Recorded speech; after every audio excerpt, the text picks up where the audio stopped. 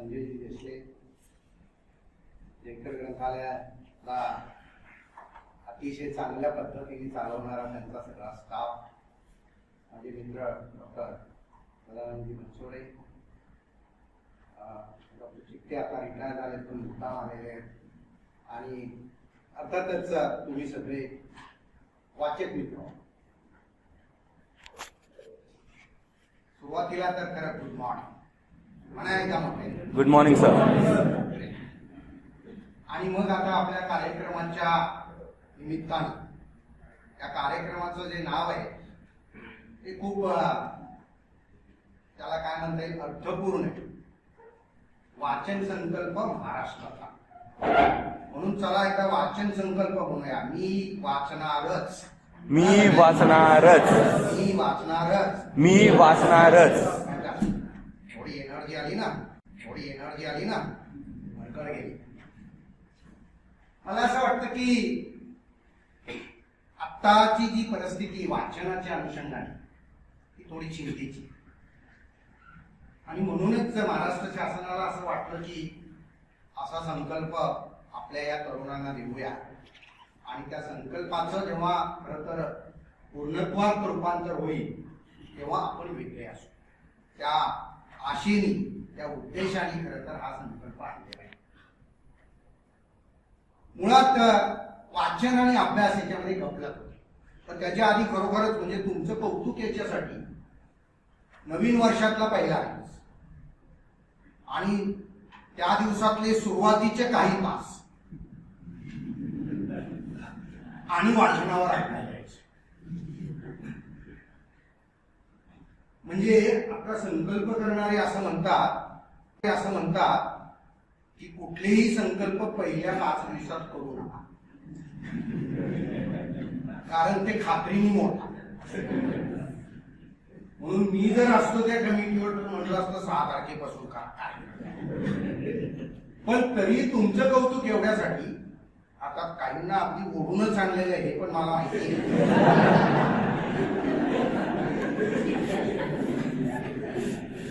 पण मित्र, तुम्हाला सांगतो पुढचा तासभर तुम्हाला बुद्धिवासात आलोय असं वाटणार नाही याची मी तुम्हाला खात्री सांगते. टेकअवे काहीतरी असणार, आउटकम काहीतरी असणार. वाचनाच्या बद्दल मी सांगत होतो की काय होतं, आम्ही अभ्यास करतो म्हणजे वाचनच करतो ना, आणि म्हणून मग विद्यार्थ्यांचा एक गैरसमज आहे, तो जगभरात आहे, विश्वास नाही. त्यातल्या कितीतरी गोष्टी युनिव्हर्सल आहेत, लक्षात घ्या. म्हणून don't feel inferior about it. त्याला कमीपणा बाळगायचं काही कारण नाही. आहे या असं आहे, त्याच्यातून बाहेर पडण्यासाठी हे कार्यक्रम असतात. तर मुद्दा असा आहे की वाचन आणि अभ्यास या दोन वेगळ्या गोष्टी. अभ्यास करता त्याच्या मागे एक निश्चित हेतू असतो, तो म्हणजे मार्क मिळवणं. अगदी उघड हेतू, त्याच्यामध्ये जागृत काय असण्याचं कारण नाही आहे, असायलाच पाहिजे तो. आणि म्हणून मग काय होतं, त्याच्या निमित्ताने आपण जेव्हा वाचन करतो, अभ्यासासाठीचं वाचन, ते आपोआपच अभ्यास संपला की थांबतं ना. म्हणजे कॉलेजमधून गेल्यानंतर, विद्यापीठामधून गेल्यानंतर जे संसारिक होतात, आता सरांसारखे लोक विरळ की त्यांनी सांगितलं की संसारात राहून सुद्धा वाचन केलं, म्हणजे तुकाराम महाराजांसारखं आणि संसार, तसं यांनी संसार आणि वाचन दोन्ही सुरू ठेवलं. पण असं होत नाही ना एकदा, कारण आपण काय म्हणतो वाचन करायचे का, तर उद्या पेपर आहे.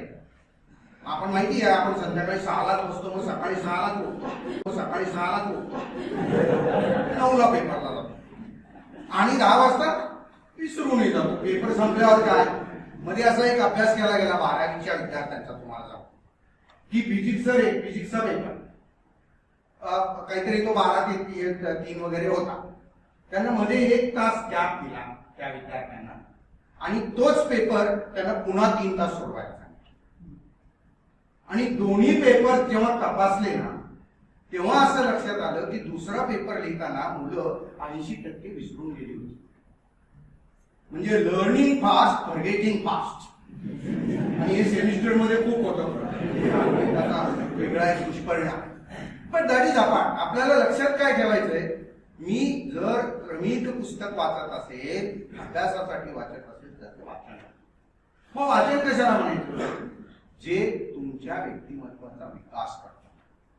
हो, व्यक्तिमत्वाचा विकास विकास म्हणजे तरी काय? एक प्रकारचं मानसिक संतुलन असणं हा व्यक्तिमत्वाचा विकास आहे. भाषेवर प्रभुत्व असणं हा व्यक्तिमत्वाचा विकास आहे.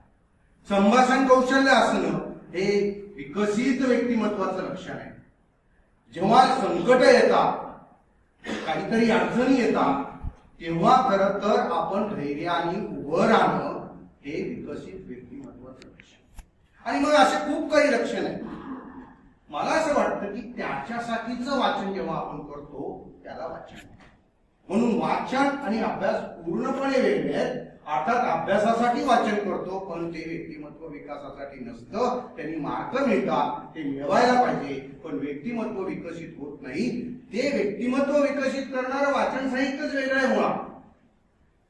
ज्याचा कदाचित आपल्या आर्थिक परिस्थितीमुळे असेल, कदाचित आपल्या भौगोलिक स्थितीमुळे असेल, आमच्या पिढीतल्या 80-90% लोकांना व्यक्तिमत्व विकासाचं वाचन साहित्य वाचायला मिळालंच नाही मित्र. म्हणजे ज्याला आता गोष्टीची पुस्तकं एवढा गौरव करतात आणि मोठी किती स्टॉल होते तुम्ही पाहिला असेल, त्या 700 पैकी कदाचित 200-250 स्टॉल तर चिल्ड्रन्स बुकचे होते आणि वेगळी ऍक्टिव्हिटी होती तिथे. आणि त्यातली ती पुस्तकं बघितल्यावर आपल्याला असं वाटतं की आपलं बालपण खरं वायाच गेलं. कारण यातलं एकही पुस्तक ऐकायला सुद्धा मिळालं नाही. म्हणजे मी ज्या अगदी छोट्याशा गावातून आलेलो आहे, ज्या अशा शाळेमधून आलोय की ज्याला रूप नव्हतंच, मारुतीच्या पारावरची शाळा, हो ती माझी शाळा. आणि मग कुठलं पुस्तक तुम्हाला ऐकायला मिळणार आहे की हे काहीतरी पुस्तक म्हणजे बालभारती, गणित आणि आपला जिल्हा वगैरे वगैरे, शिवछत्रपती, हीच तर पुस्तकं. पण त्याच्या पलीकडं आणि मग बघा आपलं व्यक्तिमत्व संकुचित राहतं. तुम्ही मार्क मिळवणारे होता, पण मग आत्महत्या करणारे पण होता. कारण नाही व्यक्तिमत्व विकसित झालेलं, त्याच्यामध्ये ते धैर्यच नाही आलेलं. त्याला कधी हे कळलंच नाही की अतिशय संकटातून जाऊन सुद्धा कारभार होतोच ना. एक होता कारभार, वाचलं नसेल तर वाचा. वाचनातूनच आपण ज्यांचा खरं तर किती वेळा अगदी दैवत्व सारखा उल्लेख करतो, ते डॉक्टर बाबासाहेब आंबेडकर, त्यांनीच सांगितले ना, वाचाल तर वाचा. वाचाल याचा अर्थ असा आहे, वाचाल तर समृद्ध व्हा, वाचाल तर विकसित व्हा, हा त्याचा अर्थ आहे. मला असं वाटतं बघा ती त्या वाटेला जी गेली पुस्तकाच्या वाचनाच्या, किती बदलली. मगाशी आम्ही बोलत असताना डॉक्टर उत्तम कांबळे साहेबांचा उल्लेख झाला, जे सकाळचे संपादक होते, आता निवृत्त झालेले. त्यांचं वाट तुडवताना म्हणून एक पुस्तक आहे मित्र, वाचा तुम्ही सगळ्यांनी वाट तुडवताना. जवळपास 2000 पुस्तकांची नावं आहेत त्याच्यामध्ये. आणि मग ते असं म्हणतात, त्याच्या कव्हरवर लिहिले, जर मी पुस्तकाच्या गावाला गेलो नसतो, पुस्तकाच्या वाटेला गेलो नसतो, तर मला चारवा बुद्ध आणि मग शाहू फुले आंबेडकर हे कोणी माहितीच दिले नसते. ते असं म्हणतात, ज्यांना खरं तर जन्मजात इतिहास आणि भूगोल दिलेला नसतो, म्हणजे गावही नसतं आणि कुठली वारसाही नसतो, त्यांना पुस्तकं रस्ता दाखवतात. त्यांनी असं म्हटलेलं आहे की मी जर पुस्तकाच्या वाटेला गेलो नसतो तर तसाच राहिलो असतो बिन चेहऱ्याचा. त्यांना चेहरा मिळाला कारण तुम्ही त्यांचं एक कुठलाही लेख वाचा, तुमच्या लक्षात येईल की माणसं, समाज, त्या समाजाची स्पंदनं वाचण्याचं जे कौशल्य त्यांच्याकडे आलेलं आहे, उत्तम कांबळे साहेबांकडे त्यांचं विपुल असं लेखन आहे, पुस्तक आहे. त्याच्यातून आपल्याला लक्षात येत अरे माणसं वाचनातून मिळतात. म्हणून मला तुम्हाला असं सांगायचंय की वाचनात आणि अभ्यासात गफलत करू नका. आजपासून ठरवा, म्हणून तो संकल्प आहे की आम्ही अभ्यासाच्या पलीकडचं थोडं तरी वाचणार आहे. मुळात बऱ्याच वेळा आपल्यामध्ये पण अशी महाभारत आहे, ते बाहेर पण असतात. न वाचता या आम्ही जगलोय ना असे म्हणणारे पण किती हुशार म्हणाले नाही का. अरे जगला म्हणजे मेला नाही म्हणून जगलेल्या जिवंता, याला जगणं नाही. जगणं म्हणजे समृद्धतेने जगणं, जगणं म्हणजे काहीतरी योगदान देत जगणं, जगणं म्हणजे आत्मसन्मानाने जगणं. हे सगळं तुम्हाला कोण शिकवतं? पुस्तकं शिकवतात. आणि मग तिथे जेव्हा आपण विचार करतो का वाचावं, विद्यार्थी म्हणून तुम्हाला सांगतो मित्र, अगदी ठळक दिसणारा फायदा, व्हेरी अपॅरंट दिसतोच, लक्षातच येतो, तो म्हणजे तुमचं शब्द सामर्थ्य वाढतं. म्हणजे इथे बोलणारे जे ती आधीचे दोन ग्रस्त होते, मॅडम होत्या, सर होते, विश्लेषरही बोलले, आणि अर्थात आपले निवेदिका, तुम्हाला लक्षातच आलं असेल की या खूप वाचलेले आहेत. म्हणजे त्यांना कदाचित आई वडिलांनी जन्मापासून वाचू घातलेलं आहे. खाऊ तर घालतात, वाचू घालणं हे ग्रंथपालांचं काम आहे, ते करतात अतिशय प्रामाणिकपणे आणि इफिशियंटली करतात. शब्द सामर्थ्य अनेक कारणासाठी उपयोगी पडतं, पण येतं कुठून आपल्याला? बिग बाजार मध्ये जायचं, डीमार्टला जायचं, अमेझॉनवर मागवायचे 5000 शब्दांचं एक पाकिट मागवणं, का एखादं इंजेक्शन मिळतं, 5000 शब्दांचं इंजेक्शन, 10000 शब्दांचं इंजेक्शन, 50000 शब्दांचं इंजेक्शन, जेवढे पैसे जास्त तेवढं जास्त शब्दांचं इंजेक्शन. आहे अशी काही व्यवस्था? नाहीये मित्र. You have never thought of this. मला खात्री आहे तुम्ही नाही विचार केला. शब्द आपल्याकडे येतात कुठून? शब्द फक्त दोनच माध्यमातून आपल्या मेंदूमध्ये जातात, एकतर वाचणं आणि दुसरं म्हणजे श्रवण करणं आहे. ऐकण्याच्या संधी कमी मिळतात आपल्याला, ऐकण्याचा पेशन्स खूप कमी झालाय. ते लक्षात घेऊनच मी ठरवलं 1 तासाच्या आत हा सगळं उठून टाकायचं. ते आहेच. पण वाचनाचं तसं नाहीये मित्र. पुस्तकं तुमच्या जवळ असतात, केव्हाही वाचा. पहाटे 4ला वाटलं, रात्री 2ला जाग आली, दुपारी 2ला वाटलं, केव्हाही वाचा. मला असं वाटतं वाचनातून शब्द सामर्थ्य वाढतं. आणि मग किती फायदे होतात. तुकाराम महाराजांनी 300-350 वर्षापूर्वी एक अभंग लिहिले आहे, आम्हा घरी जण शब्दांचीच रत्ने, शब्दांची शस्त्र यत्न करू. बघा त्यांच्या घरचं धन काय? शब्द. त्यांच्या म्हणजे खरं आपल्या सगळ्या मध्यमवर्गीयांचं धन काय? शब्द. आणि मग या धनाचा काही फायदा होतो? कितीतरी होतो. अहो तुमची उत्तरं वाचनीय उत्तरं होतील. आजची उत्तरं वाचनीय आहेत का नाही ते तुम्ही शिक्षकांनाच विचारा. आणि मग लिहिताना बघा बऱ्याच वेळा असं होतं, असं वाटतं आणि हो मला हे कळलेलं आहे, पण ते एक्सप्रेस करायला शब्द तर सुचला पाहिजे ना. कारण तो शब्द जो एकच तुम्ही पाठ केला होता तो नेमका आठवत नाही. म्हणजे आता इथे रथाचं चक्र अडकून पडलं, कर्णाची काय अवस्था झाली होती माहितीये ना. आणि मग आपलं उत्तर तसंच राहतं. पण जर का तुम्ही वाचनाने खूप खरं तर व्होकॅब्युलरी इन्क्रीज केली, त्याला व्होकॅब्युलरी म्हणतात, शब्द सामर्थ्य म्हणतात, तर किती फायदे होतात बघा. तुमची उत्तरं चांगली लिहू शकाल, मुख्य म्हणजे संभाषण चांगलं करू शकाल. आज इंटरव्ह्यू मध्ये बऱ्याच वेळा ग्रुप डिस्कशन्स असतात, त्यातला न वाचलेला विद्यार्थी बऱ्याच वेळा होच म्हणतो किंवा तेच सांगत जातो, आणि वाचलेला मात्र ती नोकरी घेऊन जातो. इंटरव्ह्यू मध्ये तेच होतं पुन्हा. ते नाही कसं ते काय पुढे गाडी गेली पाहिजे ना, जातच नाही करणं, याला शब्दच माहिती नाहीये. एवढंच काय, कदाचित तुम्ही जर चांगले शब्द सामर्थ्य मिळवलं तर उत्तम लेखक व्हा. आज लेखनामधलं करिअर खूप चांगलं आहे.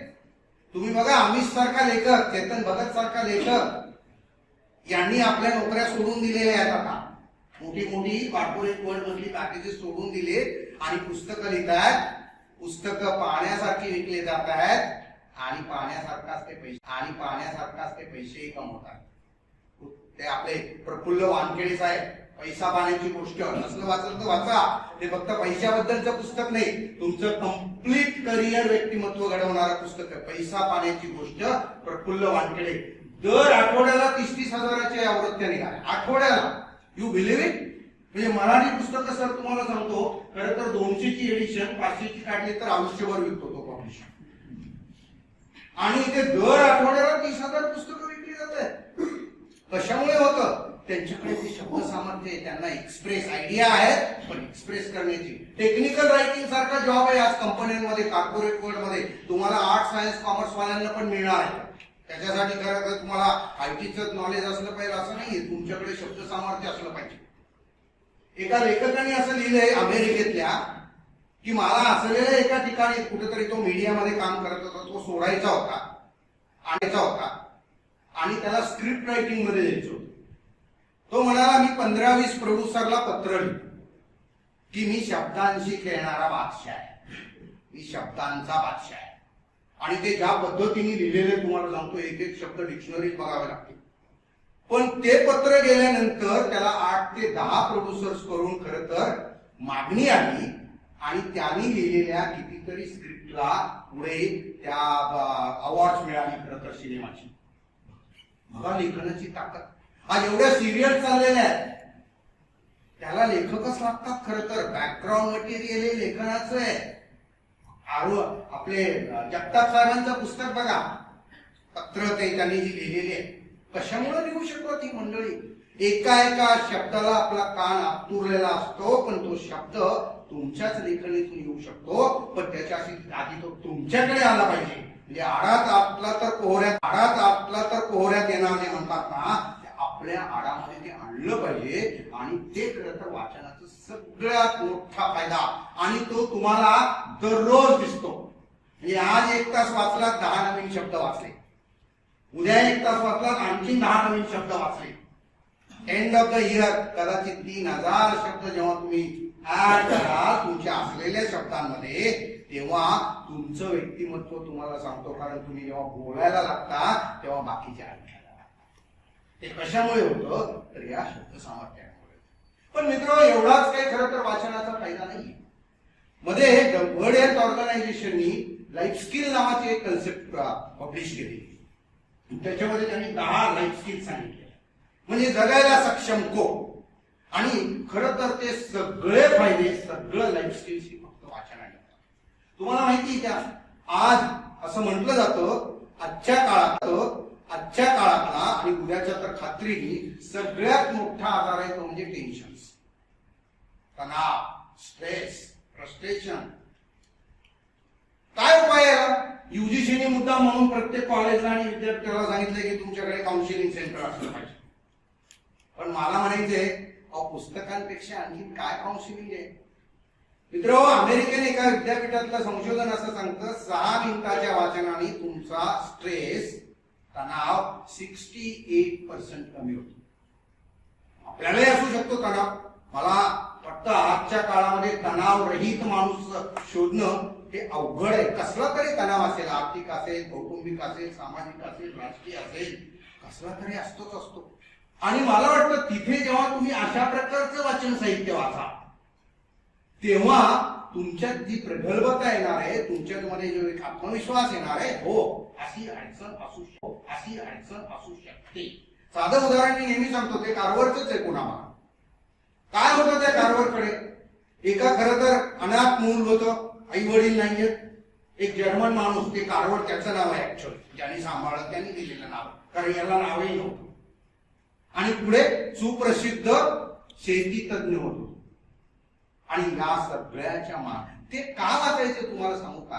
हे एवढ्यासाठी वाचायचंय की हो, अडचणी असतात, पण अडचणीवर मात करण्याची क्षमता तुमच्यामध्येच दडलेली आहे. काय होतं तुम्हाला सांगतो, जोपर्यंत एखादा प्रसंग आपल्यावर येत नाही तोपर्यंत त्याला टॅकल करण्याची क्षमता आपल्यामध्ये निर्माण होते. पण मग दरवेळेस प्रत्येकाकडे ती क्षमता आधीच असली पाहिजे का? येईल का? म्हणजे त्याच्यासाठी संकटच आली पाहिजे का? नाहीये मित्र. तुम्ही त्या संकटांबद्दल वाचा ना.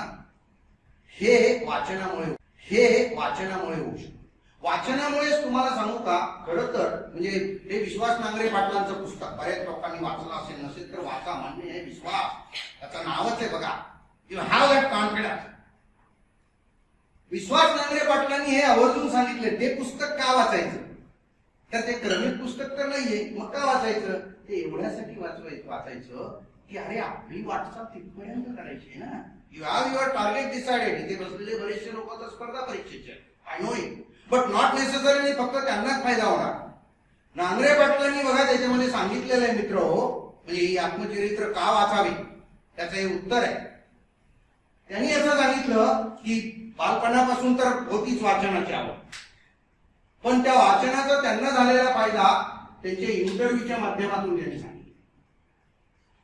इंटरव्ह्यू सुरू होता, प्रश्न इंग्लिशमध्ये विचारले जात होते. यांना भाषांतरित करून सांगणाऱ्या मॅडम होत्या. हे मराठीत सांगायच्या, हे उत्तर मराठीत सांगायचे आणि मग त्या इंग्लिशमध्ये कमिटीला सांगायचे. असं ते चाललं. शेवटचा प्रश्न, लेफ्टनंट जनरल दारेंद्रनाथ काहीतरी असे नाव होते, सुरेंद्रनाथ कदाचित, त्यांनी काय म्हणावं हे त्यांनी दिलेलं आहे त्या पुस्तकात. बघा, अंगावर रोमांच निर्माण होतो आणि आपण शिकतो, आपण बदलतो. वाचनात ती ताकद आहे की तुमच्यामध्ये लाभ आणायची. प्रश्न असा विचारला, विश्वास, मिलिटरीतला माणूस, लेफ्टनंट जनरल, विश्वास आखरी सवाल.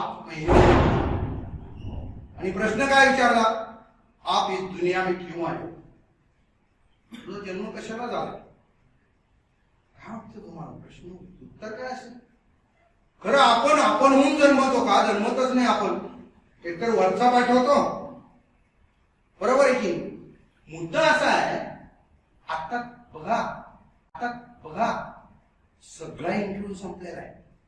त्यांनी सांगितले पण आखरी सवाल, म्हणजे एक रिलीफ होता की बस आता प्रश्न संपले.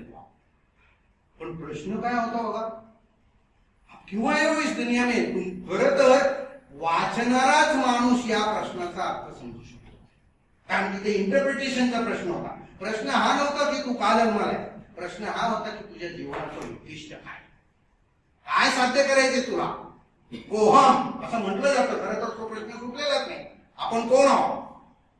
पण ज्याला हे कळलं आपण कोण आहे, तो कॉन्ट्रीब्यूट करतो. मग इथे त्याला जेव्हा विचारलं तेव्हा ते त्याला कळलं. हे काही त्याला एक्सप्रेस करता आलं नाही, देवानी जन्माला घातले म्हणून आलो, इकडून सैद आहे. आणि मग वाचनाचा फायदा झाला. विश्वास नांगरे पाटील म्हणतात, सर इस सवाल का जवाब मैं एक पोएम के माध्यम से, त्यांना एक कविता पाठ होती. पाठांतराचं महत्व पण बघा, मुळात वाचनाचं महत्व. कारण वाचली ती पोएम म्हणून repetition in reading is so important. करत तीच पुस्तकं पुन्हा वाचावीत का? त्याचं उत्तर आहे 100% वाचा. प्रत्येक वाचनागणीस तुम्हाला एक नवीन अर्थ त्याच्यामधून मिळत जातो. मूळ मुद्दा पुन्हा.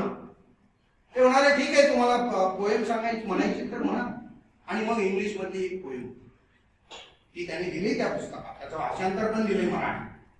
आणि ती पोएम अशी होती की मला जगातला अंधकार दूर करायचा आहे, अन्याय दूर करायचा आहे, मला लोकांना सक्षम बनवायचंय. ते IPSच्या इंटरव्ह्यूला गेले होते, पोलीस अधिकारी म्हणून काय काय करायचंय. एक प्रकारे ती पोयम ज्यांनी लिहिली होती, ला मांचेव नावाच्या लेखकाने पोएट्री ती लिहिली होती. त्याने असं सांगितलं होतं की तुम्ही काय करू शकता, दुबळ्यांना सक्षम करायचंय, ज्यांना काहीच आधार नाही त्यांना आधार द्यायचा वगैरे वगैरे. आणि हे म्हटल्याबरोबर नांगरे पाटलांनी लिहून ठेवले त्या पुस्तकात. मला कमिटीच्या डोळ्यामध्ये चमक दिसली. आधी it was saying yes you are selected असं म्हटलं नाही कानर. पण बघा एका पोएमचा किती परिणाम होऊ शकतो. म्हणजे कदाचित तिथपर्यंत कमिटीचं मत आणि त्या पोएम ऐकल्यानंतरच कमिटीचं मत याच्यामध्ये जो अंतर पडलेलं आहे. माझं एक वाचन तज्ञ म्हणून रिडिंग असं आहे की ते फक्त वाचनामुळे झालेलं आहे. म्हणून मित्र भरभरून वाचन करा. आणखीन एक भाग आहे, वाचनामुळे काय होतं. आजकालच्या काळामध्ये क्रिएटिव्हिटी, इनोव्हेशन याला एवढं महत्व आलेलं आहे की तुम्हाला नवीन काहीतरी सुचलं पाहिजे. IIM सारख्या क्लासेसमध्ये खास क्रिएटिव्हिटीचे वर्ग घेतले जातात, पेपर शिकवले जातात. कुठून येते नवनिर्मितीची सृजनशीलतेची क्षमता? अशीच येते नाही येत ना. पुस्तकं ही आयडियानी भरलेली असतात. असं म्हणतात खरं तर लर्निंगचे 2 मार्ग आहेत. एक थ्रू इन्स्ट्रक्शन, जे तुम्ही वर्गात जाऊन करता, तुम्हाला टीचर इन्स्ट्रक्ट करतात, शिकवतात. आणि दुसरं आहे थ्रू डिस्कवरी, शोध घ्यायचा आहे तुम्हाला. आणि तो शोध तुम्हाला कुठे लागतो तर तो पुस्तकात, कारण तिथं आहेच आहे. म्हणजे अमेरिकेचा शोध लावला ती होतीच आधी, फक्त ती सापडली कोलंबसला नंतर. तसं ह्या innovative idea they are already there. त्याच्याही पलीकडे जाऊन मित्र, वाचनाचा मोठा फायदा असा आहे की तुमच्या मेंदूला एक खाद्य पुरवण्याचं काम हे वाचन. आयडियली असं आहे की शिक्षणाचा मूलभूत हेतू काय तुम्हाला तो म्हणजे विचार करायला शिकवणं.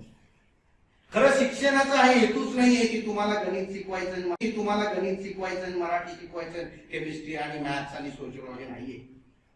शिक्षणाचा हेतू असा आहे की तुम्हाला त्या त्या विषयाबद्दल विचार करण्याची क्षमता आहे. You should be able to have so many questions. What, why, where, when, how. आज ते पडत नाही बघा आपल्याला प्रश्न. आपण म्हणतो शिक्षकांनी हे सांगितलं, हो हे आहे, एवढं आहे, एवढं आहे, या तारखेला घडलं. अरे पण खरंच घडलंय का? म्हणजे कसं घडलं, त्याच्या मागची कारण असं काय, हे सगळं माहीत करायला पाहिजे ना. म्हणजे हे जे 7 सर्वंट्स आहेत WH च्या माध्यमातले, ते आपल्याकडे खरं तर कुठून येतात, त्याला क्रिटिकल थिंकिंग. प्रत्येक ठिकाणी तुमचा प्रश्न उभा असतो. हायएस्ट क्रिटिकल थिंकिंग असतो ते लहान मुलांमध्ये असतं, म्हणून ते पावलोपावली पालकांना त्रस्त करतात. हे असं का काय फिरतोय, कसा फिरतोय, त्याला देव फिरवतो का, त्याच्या दृष्टीने. आणि मग बघा आपल्याला प्रश्नच पडत नाहीत. काय माहिती का, आज ज्या मान समाज नेत्यांनी, मग ते शाहू फुले आंबेडकर असतील किंवा वैज्ञानिक असतील, समाजशास्त्रज्ञ असतील, एज्युकेशनिस्ट असतील, यांनी जे कॉन्ट्रीब्युशन दिलेले आहे त्याचं कारणच असं आहे की त्यांच्यामधली जी विलक्षणता होती, ती विलक्षणता ही होती की दे हॅड क्वेश्चन्स. त्यांच्याकडे क्रिटिकल थिंकिंग होतं. मित्रो, आज खास क्रिटिकल थिंकिंग शिकवणारी पुस्तकं आहेतच, पण तुम्ही कुठलंही पुस्तक घ्या आणि ते वाचायला लागा, त्याच्यामध्ये तुम्हाला प्रश्न पडतातच. म्हणजे स्थलांतरित समाजाचे जे प्रश्न आहेत, हे खरं तर 1930 पासून जॉन स्टेनबिक्सनी पहिल्यांदा पुस्तक लिहिलं होतं, ग्रेप्स ऑफ रॉक म्हणून, विध्वंसाची फळं. त्याचं आता 500 पानाचं पुस्तक चंपानेरकरांनी पब्लिश केलंय, रोहन प्रकाशनने, ते मराठीमध्ये, त्याची भाषा, त्याला नोबेल प्राइज मिळाला. त्याच्यानंतर मग आपलं विश्वास पाटलांचं पुस्तक झाडाझडती, स्थलांतरातच आहे. आणि आता ज्याला वावड मिळालं ते म्हणजे रिंगाण, कृष्णात खो. नसलं वाचलं तर वाचा. बघा ते वाचल्यानंतर प्रश्न पडतो आपल्याला की तो देवाप्पा असा का वागतो, किंवा ते खैरमोडे गुरुजी झाडाझडती मधले, ते खैरमोडे नावाचा ऍक्च्युअली एक वनस्पती आहे, ती का धरून राहते कुठल्याही वातावरणात, म्हणून त्या गुरुजींचं नाव खैरमोडे ठेवलं. ते वास्तवात असतील किंवा नसतील, पण लुक ॲट इट. आणि मग त्या व्यक्ती त्या प्रसंगाला कशा तोंड देतात, त्यांना ती ऊर्जा कुठून मिळते, अशा अनेक प्रश्न मुळात पडतात. आणि त्या प्रश्नांची उत्तरे तुम्हाला कुठे मिळत असतात, तर ती पुस्तकं वाचनातून. मित्र, अजून डझन 2 डझन खरं तर पाहिजे वाचनाची, पण आपल्याला एकाच आस्पेक्टवर सगळा वेळ घालवता येणार. काय वाचायचं? कधी कधी असं होतं की हो आता संकल्पच केलाय ना, आता आपण केलाय ना, हा काय केलाय, मी वाचणारच. You can win. किती कॉपी विकल्या माहितीये का शिवखेरा साहेबांना? Millions of copies. आणि आता ते कोटीच्या उंबरठ्यावर आहेत. ऍक्च्युअली परवा त्यांच्या प्रदर्शन मध्ये होते, तुम्ही भेटला असतात तर त्यांची कहाणी ऐकल्यावर कळलं असतं. आज एवढं पुस्तक चांगलं लिहिण्याची क्षमता वाचनातूनच आलेली आहे, असं माझं ठाम म्हणणं आहे. प्रत्येक लेखक हा बेस्ट रीडरच असतो. काय वाचायचं म्हटल्यानंतर आपल्या डोळ्यासमोर आता आपलं जे साहित्याबद्दलचं ज्ञान आहे, लिटरसी, ती खूप कमी येते, हे मान्य करूया. आपल्याला माहिती क्रमिक पुस्तकं असतात, संदर्भ ग्रंथ असतात, आधी MA झाला असेल तर जर्नल्स असतात इथपर्यंत. पण ललित साहित्याचं विश्व खूप खूप विस्तारित आहे, संपन्न असं आहे. तुम्हाला सांगतो, कथा, कादंबऱ्या, नाटक, काव्य हे तर आहेतच, पण साध्या कादंबऱ्यांमध्ये, कथेच्या पुस्तकांमध्ये किती व्हरायटी.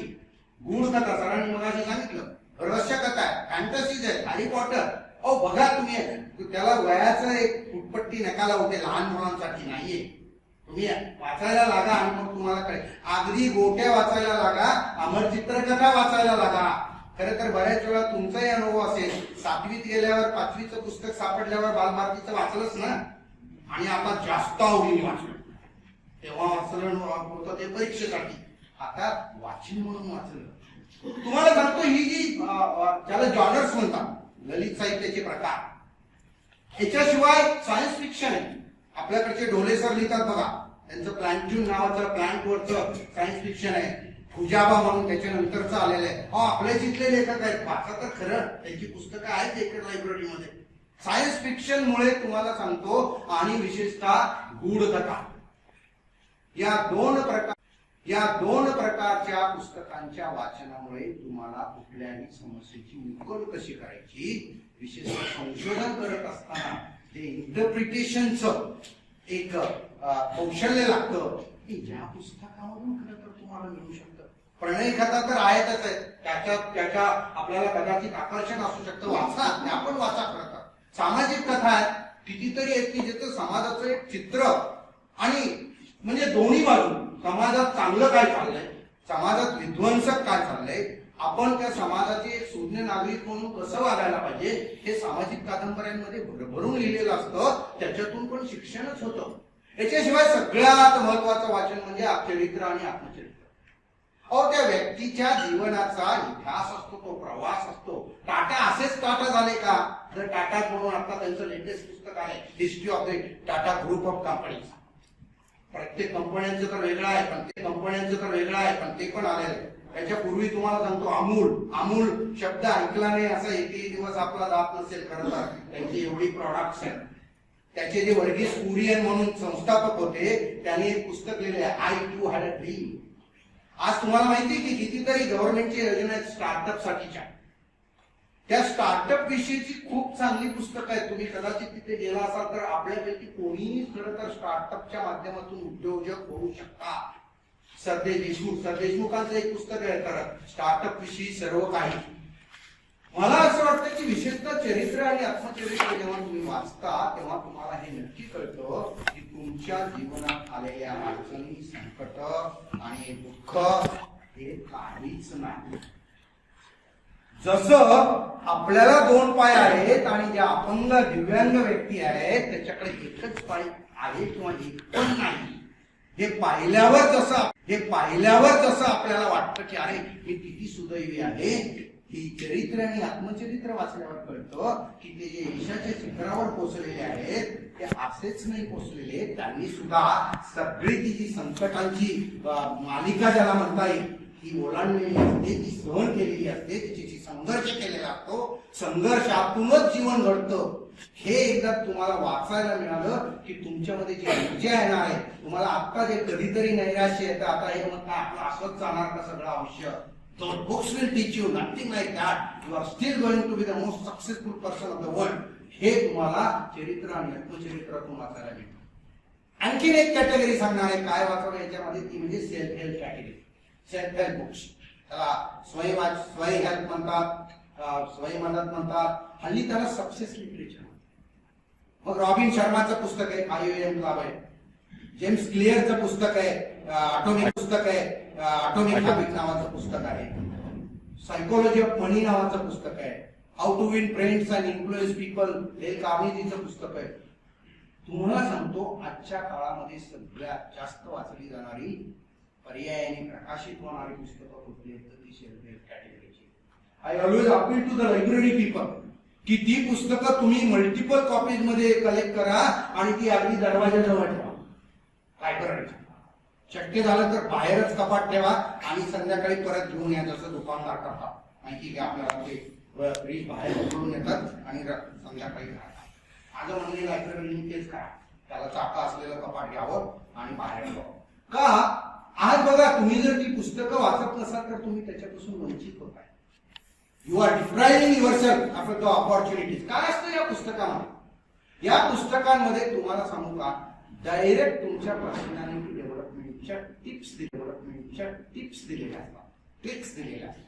5 AM क्लब वाचणारा विद्यार्थी ते वाचनाच्या शेवटी सकाळी 5ला उठायलाच लागतो आणि उठल्यानंतर पहिल्या 1 तासामध्ये काय करायचं त्यांनी 20-20 मिनिटाचे 3 स्लॉट सांगितले, ते पण तुम्ही करायला. पहिले 20 मिनिटं मेडिटेशन करा, दुसरी 20 मिनिटं प्लॅनिंग करा दिवसभराच्या कामाचं, तिसरी 20 मिनिटं वाचन करा. बघा 20 मिनिटाचं का होईना कंपल्सरी वाचन होतं. तुम्हाला माहिती का बिल गेट्स दर वर्षाला त्याचा एक वेकेशन असतो, तो थिंक वेकेशन असतो, थिंक ग्रोईंग थिंकिंग वगैरे. त्या वेकेशन मध्ये तो खरं तर कुठेतरी रिसॉर्टला जातो, पुस्तकं घेऊन जातो आणि येताना डझनभर नवीन कामाची यादी करतो. Power of reading.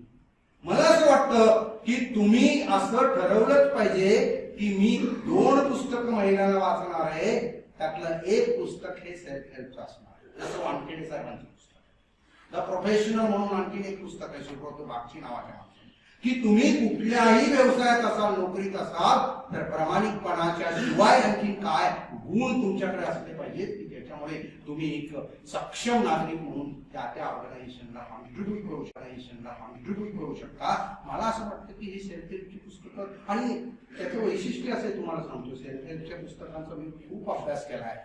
एक तर ती संशोधनावर आधारित असतात, आकडेवारी असते भरपूर, आणि स्टोरी रूपाने सांगितली. म्हणजे असं नाही सांगितलं की तुम्ही दररोज 5 वाजता उठा. त्यांनी एक 2-4 पात्र घेतलेली आहेत. ती पात्र आपापसात बोलत असतात आणि त्या बोलण्याच्या जर्नीमधून ते सगळे ही जी काय तुम्हाला व्हॅल्यू स्किल्स इम्बाईब करायच्या, त्या मिळवायच्या, ती सगळी त्याच्यामधून येत असतात. ही सगळी वैशिष्ट्ये मला खात्री आहे की तुम्हाला वाचनासाठी प्रवृत्त करणारच आहे. आम्ही आजच्या काळात असं म्हणतो की मुलांना वाचतं करायचं असेल तर तुम्ही त्यांच्या हातामध्ये आधी सेल्फ हेल्पचं पुस्तक ठेवा. जसं मी म्हणालो की पैसा पाहण्याची गोष्ट, आणि ग्राफिक नॉवेल पण आणले त्याच्यावर, ग्राफिकच्या एवढं सुंदर आहे तुम्हाला सांगतो. आणि मला लायब्ररीच्या लोकांना सांगितले जवळजवळ 40% पुस्तकांना वाचनाबद्दलच आहे त्याच्यावर. म्हणजे त्यांनाही हे म्हणायचंय वानखेडे साहेबांना की वाचनातूनच हे सगळं घडलेलं आहे. तर ती पुस्तकं तुम्ही आवर्जून वाचा. आता मित्र, तिसऱ्या भागाकडे कसं वाचायचं?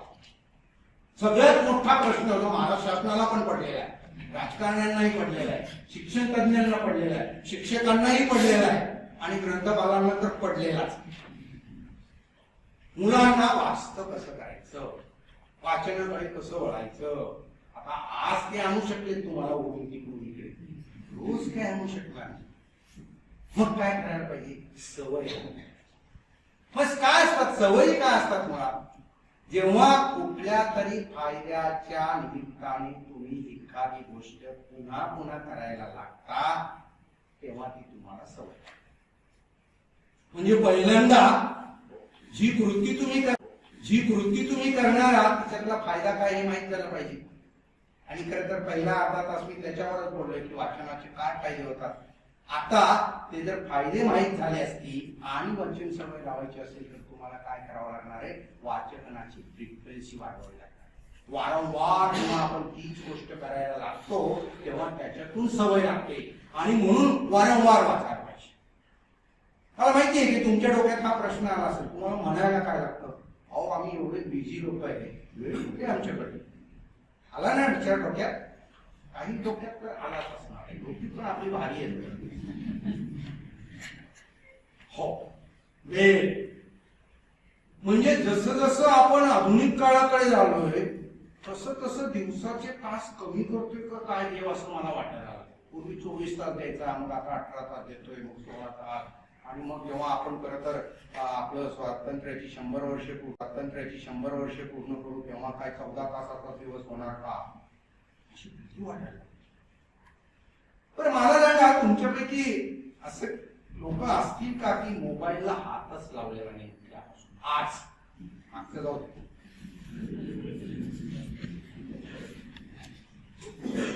आणि मग पुढचे प्रश्न तुमचे तुम्हाला विचार, हे फक्त मी विचारतो, तुमचे किती वेळा बघितला? संशोधन असं सांगतं की 3,000 वेळा दिवसभरात मोबाईल बघणारे पण महाभागच म्हणूया ना, आपण त्याच्यात नाही. एवढा राहिला 100 वेळा, म्हणजे 100 मिनिटं तर झाली. 100 मिनिटं म्हणजे किती तास झाले? 1.5 तास. आणि थोडा अजून वाढला तर किती तास? मुद्दा असा आहे, वेळ नाही ही जी काही समस्या आपण सांगतो, मला असं वाटतं की जेव्हा तुम्ही स्वतःला असं सांगता की मला वाचनासाठी वेळ नाही, अभ्यासासाठी म्हणत नाही, तेव्हा तुम्ही उत्तम, मला खात्री. वाचनासाठी वेळ नाही म्हणता तेव्हा तुम्ही खरं तर स्वतःला विकसित करण्याला वेळ नाही असंच म्हणता. You have to decide whether you are denying your own fortune. तुमचं भविष्य घडवायचंय, त्यालाच नाही म्हणताय, नाही घडायचं मला असंच म्हणताय कारण माझ्याकडे वेळ नाही. अरे मग त्याच्यासाठी वेळ नाही तर मग आपण आहोत कशाला? विकसित तर व्हायचंय ना. मग ते फक्त पैशानेच नाही, पैसा तर पाहिजेच कमवायला, पण पैसा कमवण्यासाठी ही बाकीच्या गोष्टी येतात ना. मी वाचनाचे फायदे सांगत असताना खरं तर एक फॉर्म्युला सांगत असतो. 3W आणि 2H. काय मिळतं वाचनाने? विजडम, नॉलेज मिळतच ना, कारण त्याच्यासाठी तर आपण पुस्तकं वाचतो. आणि एकदा का विजडम मिळालं की मग तुम्हाला काय? वर्क मिळतो. दुसरा W. आणि तिसरा W काय? की तुम्हाला वेल्थ मिळतो. बघा, हे तर आपले हेतूच आहेत ना. विजडम आपल्याला खरं तर विद्वत्ता मिळवायची. ती विद्वत्ता मिळवण्यासाठी पुस्तकं मदत करतात. जॉब, आज जॉब मार्केट मध्ये एका MBA कॉलेजमध्ये असं झालं, कॅम्पस इंटरव्ह्यू मध्ये असं झालं की ते जे पॅनल होतं त्या पॅनलनी सगळ्यांना सरसकट विचारलं, तुम्ही काय वाचता अभ्यासक्रमाचं सोडून. जवळजवळ सगळ्यांनी सांगितलं, कारण मग ते पुढे लगेच विचारायचे, मग ते वाचलं मग त्याच्यात काय ते पॅनल कशा पद्धतीचं. हे एकदा बाहेर गेलं मग पुढच्याने सांगितलं नाही सर, आणि मग सर त्या ह्याच्यात कॅम्पसमध्ये त्यांचा विद्यार्थी सिलेक्ट झाला. कारण ते पॅनलच म्हणणं होतं, you have to have extra curricular reading पाहिजे ते व्यक्तिमत्व विकासासाठी. आणि मग त्या लायब्ररीने असा निर्णय घेतला, त्या मॅनेजमेंटने असा निर्णय घेतला की इथून पुढे ही भरभरून पुस्तकं आणायची, जी ललित साहित्याची होती, कथा, कादंबऱ्या, चरित्र, आत्मचरित्र ही होती, ती तिथे ठेवली. आणि पुढच्या कॅम्पस इंटरव्ह्यू मध्ये त्यांची खूप लोक सिलेक्ट झाली. तर हा झाला विजडम, वर्क, वेल्थ. आणि 2H म्हणावं, त्यातला एक हेल्थ आहे. हो, तुम्हाला हेल्दी कसं व्हायचं फिजिकली आणि मेंटली. आज मेंटल हेल्थ वरची खूप पुस्तकं आहेत मित्र, की तुम्हाला आधी ते गोपाल गौड दास वगैरे त्यांची पण पुस्तकं बघा तुम्ही. अहो किती मधुर आणि किती इंटरेस्टिंग पद्धतीने, अट्रॅक्टिव्ह पद्धतीने ते कथन करतात. त्यांनी असं नाही सांगितलं की मनाला शांती मिळवण्यासाठी नुसता श्वास रोखून धरा वगैरे वगैरे. ते मुंबईतलं एक उदाहरण घेतलंय किंवा कितीतरी श्रीमंत अशी फॅमिली आणि मग काय होतं वगैरे वगैरे. वेल्थ मिळतो, आता जे सांगतो हेल्थ मिळतो. आणि हॅपीनेस इंडेक्स मध्ये आपण खूप बॉटम लाईनला जगभरामध्ये, म्हणजे की देश आहेत ते छोटे छोटे देश आहेत आणि ते हॅपीनेस इंडेक्सच्या टॉपला आहे. म्हणजे आपण आनंदी पण नसतो.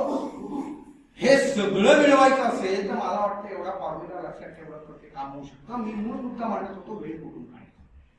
हो, तुम्ही खरोखरच अभ्यास करत आहात, तुम्हाला वेळ पुरेसा नसतो असं गृहीत धरून सुद्धा मला म्हणायचंय की अर्धा तास रोज वेळ काढता येईल आपल्याला. काय करू शकता तुम्ही सांगा, हात वर करा. अर्धा तास वाचनासाठी वेळ काढता येईल. हे जीवन आहे फॅन्टास्टिक. काय वाचन करा, आपण कौतुक करतो. नाही, मला माहितीये की हात वर करणं आणि उद्या खरोखरच अभ्यासात वाचून म्हणूनच संकल्प करायचा, तो तुम्ही करायचा, शासनाने नाही करायचं. अर्धा तास वेळ काढल्यानंतर अर्धा तास मध्ये काय करू शकतो, किती वाचन होऊ शकतो. मी म्हणतो अर्धा तास ही बाजूला ठेवा, 15 मिनिटांनी सुरुवात करा. सगळ्यात महत्वाचं काय तुम्हाला सांगतो की सुरुवातीला वाचन करत असताना वाचन सवय लावण्यासाठी मला याच्यातून काय मिळणार आहे हे विसरून जा. एवढंच ठरवा की मला 15 मिनिटं वाचन करायचं बस. ते कथा, कादंबऱ्या, नाटक, काव्य, सेल्फ हेल्प या कॅटेगरी. किती मिनिटं करायचे? 15 मिनिटं. मी असंच म्हणेन की तुम्ही 1 महिना एका निश्चित वेळेस 15 मिनिटं वाचन करा. 1 महिन्यानंतर तुमचे 15 ते 30 मिनिटं झालेली असतील आणि 30 मिनिटाचा 1 तास झाला. मित्रांनो, त्याचं एक गणित आहे. जेव्हा तुम्ही साधारणपणे 15 मिनिटं किंवा 1 तास, 15 मिनिटच खरं तर जर वाचन केलं तर तुम्ही जे शब्द वाचता ते वर्षभरात साधारणपणे 10 कोटी शब्द होतात.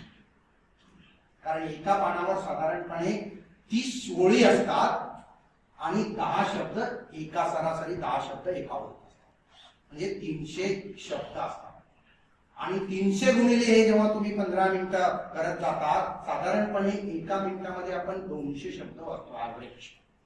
ही सगळी कॅल्क्युलेशन तुम्ही करून बघा आणि तुमच्या लक्षात येईल की वर्षाच्या शेवटी जेव्हा तुम्ही फक्त 15 मिनिटं रोज वाचता आणि एक्सटेंड 15 मिनिटं सुरू सकाळी आणि 15 मिनिटं संध्याकाळी, म्हणजे अर्धा तास, 10 कोटी शब्द.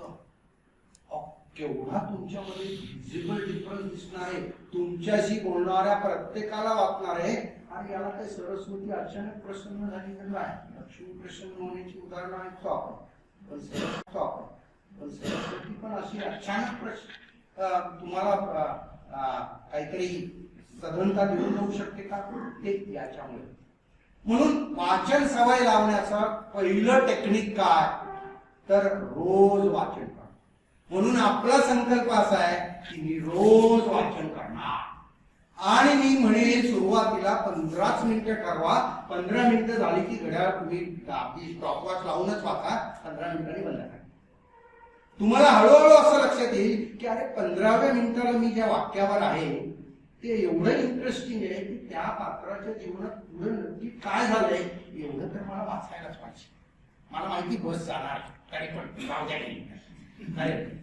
म्हणून 16, 17, 18 पुढची 3 मिनिटं वाचली. आणि उद्या वाचताना पुन्हा असंच होणार की काय झालं मग, विश्वास नांगरे पाटलांना मग पत्र आलं का करत, वडिलांनी नक्की काय प्रक्रिया दिली असेल, भावड्या म्हणायची काय त्यांनी प्रतिक्रिया दिली असेल त्यांच्या त्या सिलेक्शनवर, आहे ना उत्सुकता. Look at that. तुम्ही वाचायला लागल्यानंतरचे हे सगळे परिणाम आहेत. म्हणून सुरुवात करण्यासाठी संकल्पाच्या निमित्ताने मला सांगायचंय की उद्यापासून नाही तर आजपासूनच 15 मिनिटं वाचा. सगळ्यात महत्वाचं याच्याबद्दल परत सर काही बोलले, सॉफ्ट कॉपी, हार्ड कॉपी वगैरे. मग काय वाचायचंय तर हे सांगितलंय मी, बरोबर आहे. कसं वाचायचं मित्रांनो, वाचन करत असताना एक लक्षात ठेवा, त्या 15 मिनिटाच्या वाचनाच्या शेवटी सुद्धा मला काहीतरी मिळालं पाहिजे हे लक्षात ठेवून वाचन.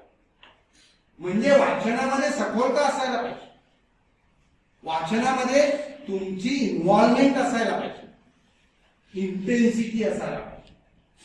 आत्ताचं जे वाचन आहे ते शॅलो वाचन म्हणतात, त्याच्यावर वेगळं वाचन म्हणतात, त्याच्यावर वेगळं पुस्तक पण येतं, शॅलो फॅन्टास्टिक पुस्तक आहे की त्या अमेरिकन सोशिओलॉजीच्या प्राध्यापकाचं स्वतःच वाचन कसं उद्धळ होत गेलं हे त्यांनी सांगितले इंटरनेटमध्ये. मुद्दा असा आहे की तुम्हाला 15 मिनिटं वाचायचंय, ते सखोलतेने वाचायचं. म्हणजे काय, पहिल्यांदा डिस्ट्रॅक्शन पासून दूर. म्हणून वाचन सवय लावण्यासाठीचा दुसरा निकष असा आहे की तुम्ही कुठेतरी शांत ठिकाणी बसा, डिस्टर्बन्स कमीत कमी होईल अशा ठिकाणी बसा. मला वाटतं लायब्ररीपेक्षा दुसरं चांगलं ठिकाण नाहीये. Why don't you visit library every day. एक कुठली तरी कोपऱ्यातली चेअर पकडा आणि बसा 15 मिनिटं. आणि सगळ्यात महत्वाचं म्हणजे आपल्या अतिशय आवडत्या मित्राला दूर ठेवा. जीवश्च कंठस्थ कोण आहे माहितीये ना,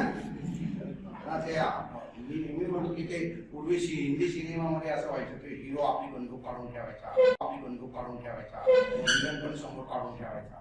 आता आमचे विद्यार्थी तसंच होतात, म्हणजे वर्गात बसलं तिकडे कसं तरी जरा शक्ती लावून पाडून ते बरोबर. पूर्वी कामी असं बघायची, आता सरळ सरळ मास्तरला सांगतो बघतोय.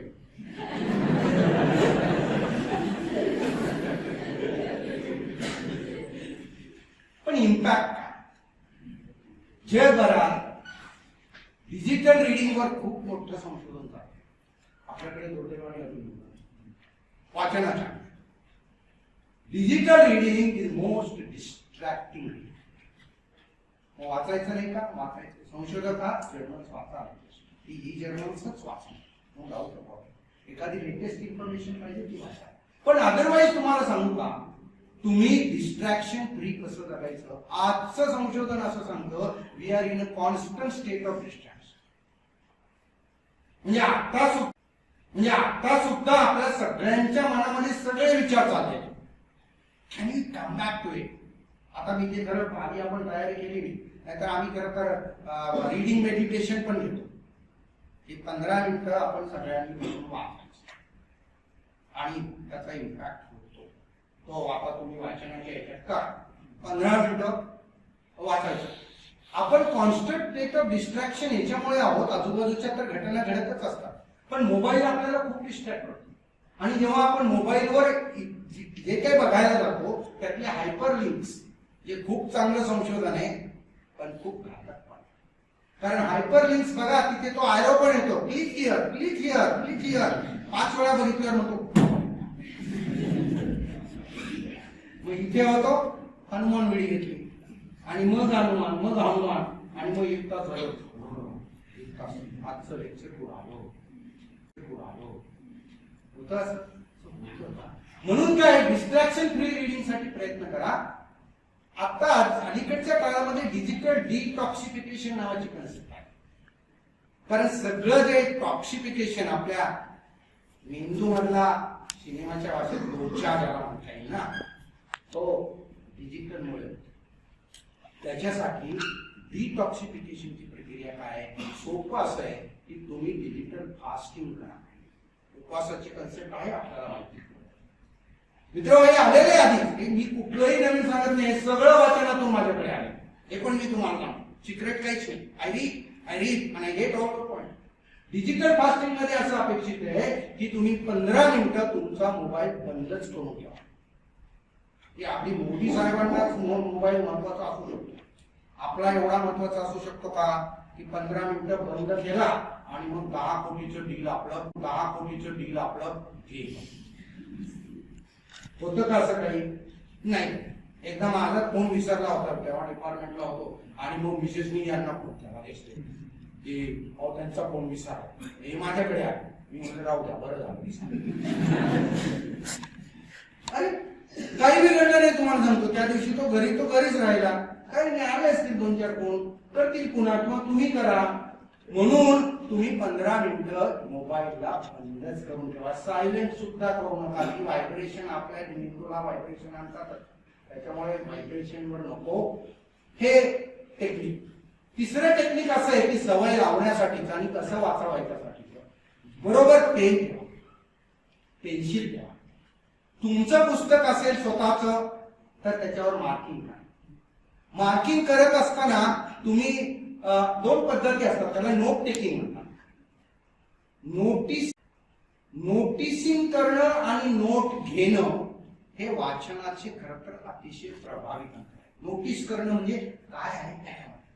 बरेच मित्र असं म्हणतात, सर मी ते पुस्तक 1 दिवसात संपवलं. काय होतं त्याच्यामध्ये? हे काय गावाकडची कथा आहे. बरं मग पुढे नाही, कथाच आहे गावाकडची. तुम्ही मला सांगा, याला वाचन म्हणायचं का? तुमचा काउंट वाढला का? तुम्ही आता 15वं पुस्तक वाचू, 17वं वाचू, आणि पण इथे काय केलं? म्हणून तुम्हाला वाचलेलं नोटीस करता येईल. त्या 15 मिनिटाचं सुद्धा तुमचं टार्गेट हे पाहिजे, एक तरी पॉइंट मला लिहिता यायला पाहिजे की 15 मिनिटातून मला काय समजलं, मला लिहिता येण्यासारखं त्याच्यामध्ये काय आहे ते असतंच. मित्र लक्षात घ्या, जो लेखक लिहितो तो आपल्यापेक्षा वैचारिक दृष्टीने, विद्वत्तेच्या दृष्टीने वरच्या स्तरावरचाच असतो. म्हणून हे करता येतात. नोटीस करण्याचं ते एक तंत्र आहे. काही लोक काय करतात, वाचता लिहिण्याचा प्रयत्न करतात. माझा स्वतःचाही आधी असा प्रयत्न होता, पण आता मी ते बंद केले. त्याच्यामध्ये आपण डिस्ट्रॅक्ट होतो जे वाचतो. फक्त त्याला सर्कल करा त्या पेजला. जर ते तुमच्या ग्रंथालयाचं असलं तर करू नका, पण जर तुमचं असेल तर ते करा. आणि मग वाचून झाल्यावर पुन्हा या पानावर फार तर एखादं वाक्य असलं तर त्याला ब्रॅकेटमध्ये टाका. हे तुम्हाला रिव्ह्यू कसा घ्यायचा त्याच्याबद्दल मी शेवटी काही मिनिटं बोलणार आहे, तिथे पुन्हा सांगतो. पण प्रत्येक 15 मिनिटाच्या वाचनाच्या शेवटी 2 तरी वाक्य तुमच्याकडून निघून झालीच पाहिजेत. हे इंडिकेट करतं की तुम्ही डेडिकेटेडली वाचलं, लक्षपूर्वक वाचलं, सखोलतेने वाचलं. अन्यथा आपलं आजचं वाचन झेट द्यायचंय म्हणतात. फर्स्ट लाईन वाचली, बरं खाली आलो, मग तो व्हॉट्सअपवरचा मेसेज का असेल, आणि शेवटची लाईन वाचली. मग फेसबुकवरची नोट असली तरी झेट द्यायची. हे जे स्कीमिंग आहे ना, भरभर हे पण संशोधन सांगतं की आपण एका स्क्रीनवर 10 सेकंद असतो. 10 सेकंद. तुम्ही मला सांगा मित्र, जे लोक असं म्हणतात की आम्ही डिजिटल मीडिया बघतो म्हणजे पण अभ्यासच करतो, नाही होत अभ्यास.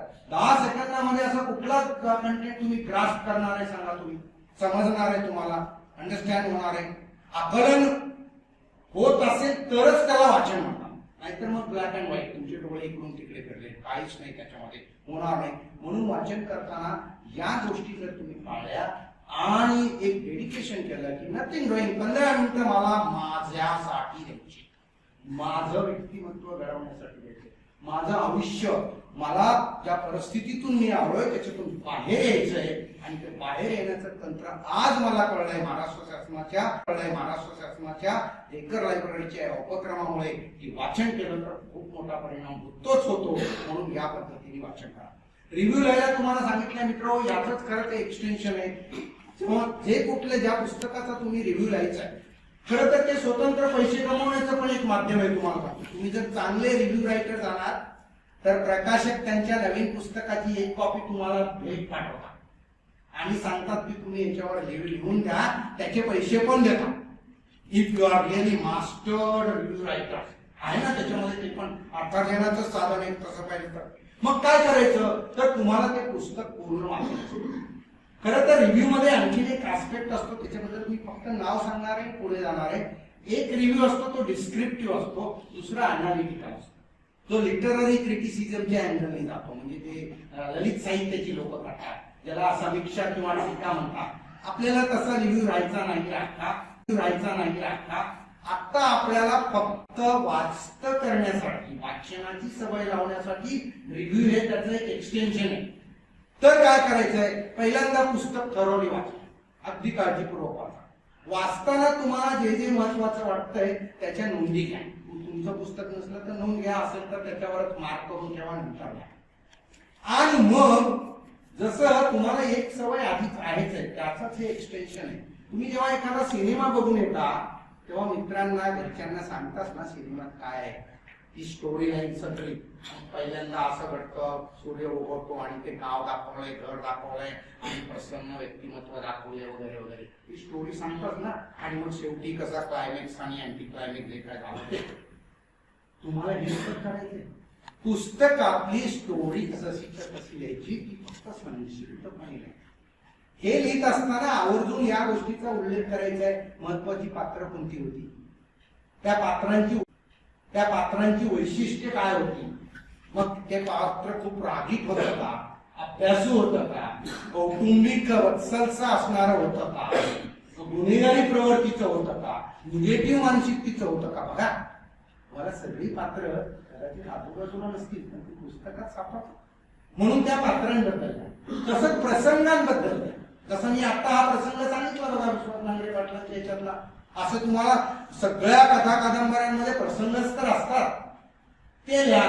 सुरुवातीला छोटीशी इंट्रोडक्शन लिहा, तो लेखक काय, त्याची इतर पुस्तकं आहेत का ते लिहा. मधल्या पार्ट मध्ये मी म्हणाल तसं ती कथा लिहा, पात्रांची वैशिष्ट्ये लिहा, प्रसंग लिहा तुमच्या, आणि विशेष म्हणजे महत्वाची वाक्य पण लिहा. त्याला कोट्स म्हणतात, सुविचार म्हणून आपण त्यांना बऱ्याच वेळा वापरतो, ती पण लिहा.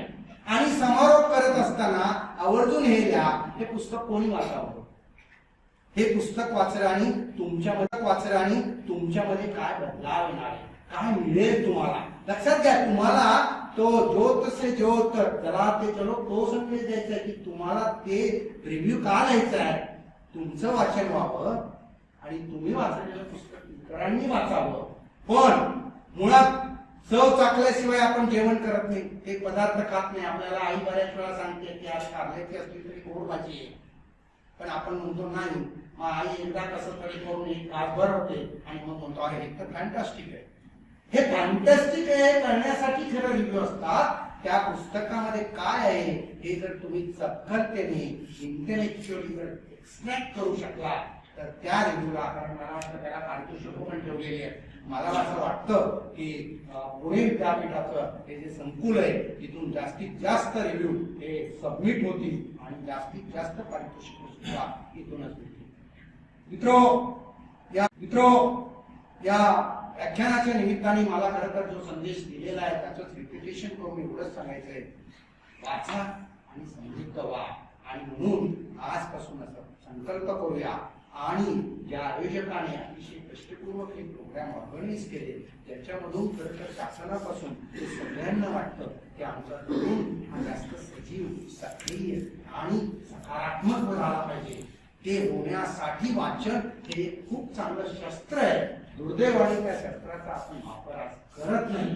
तो आपण करण्याचा निश्चय करूया. नवीन वर्ष आलेलं आहे, तुमचे अनेक संकल्प असणार आहेत. ते संकल्प पूर्ण होण्यासाठी तर शुभेच्छा देतो, पण आम्ही सांगितलेला संकल्प पण तुमचा संकल्प बनवा आणि उद्यापासूनच वाचायला लागा. त्याच्यासाठी तुम्हाला खूप खूप शुभेच्छा देतो. आयोजकांचे विश्लेषक आणि त्यांची जी टीम आहे या सगळ्यांनी इथे येऊन बोलण्याची संधी दिली, त्यांचे आभार मानतो आणि थांबतो. Thank you very much.